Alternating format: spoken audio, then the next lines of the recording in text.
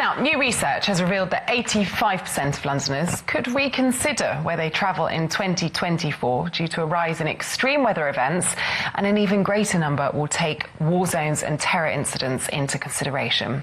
Well, the research was carried out by Steps travel agency, and London Live's Sarah Firth spoke to their impacts director about the research and even gets a few secret travel tips for curious Londoners wanting some inspiration. Yeah, the big takeout is that clearly there is still a big appetite for travel amongst the UK market. But the world in which they travel, as you say, is fast changing. And as a result, it is becoming unpredictable. So, in order to sort of navigate that fast changing world, I think there are a few really key important things here, that we really stress the importance of good planning and research. And also the need for adaptation, not both just from clients, but from the travel industry at large as well. And so, with research, obviously, we've got a wealth of information at our fingertips, and we certainly urge our clients to do their own homework, to do their own research, get online. But then critically, it's that distinction between information and knowledge. And we then urge them, once they've got that information, that they approach an expert, a tour operator, a travel agent, just to try and help them put that information into context and just to try and make sense of it all, really. The other point there is, adaptation. And I think, what is important there is, we're talking not only about clients, but also the industry. And I think that, people in the survey, about 60% of people said that they would be prepared to explore less obvious destinations. And certainly at Steps Travel for the last 35 years, we've been urging our clients to sort of step off the path well traveled and explore sort of more esoteric, more remote places.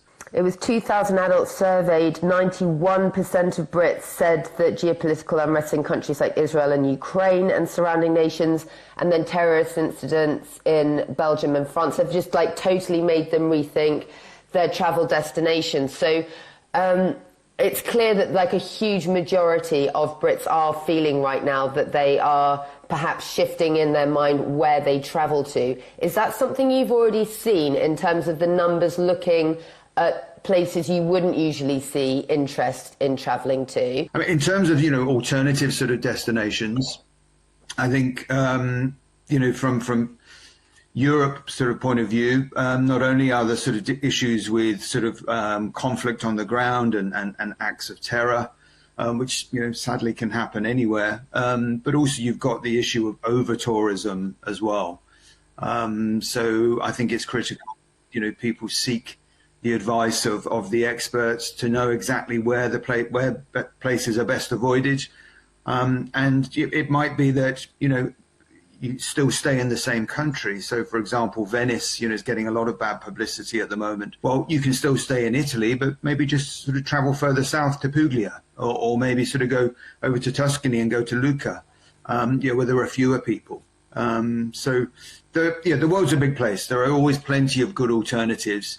It just requires clients to have a mindset where they are prepared to adapt and to listen to the advice that's being given. You've given a lot of good top tips there. Any top travel destinations that in this, fast-changing world when things can feel a bit scary to travel perhaps, that are sort of within budget and perhaps off the beaten track that people might not have thought of, but are good sort of viable alternatives to the usual places that people are now sort of rethinking given current events? I think if we stay close to home with Europe, a couple of tips I would say: Albania. Albania is a very affordable destination and has wonderful sort of Roman history, archaeology, as well as fabulous beaches. You can get up into the mountains, do some trekking. Up in they're called the Accursed Mountains, which perhaps not the most reassuring of names, but beautiful trekking up in the mountains there. So, we're certainly looking at Albania as an alternative, but just a little tweak here or there. Listen to the advice of a tour operator like Steps Travel, and travel can remain fun, fulfilling, and crucially of benefit not only to traveller but also to local hosts, to local communities, and the environment in which we're travelling. There we go. That was Jarrod Kite there talking about possible changing travel habits amongst those in the capital.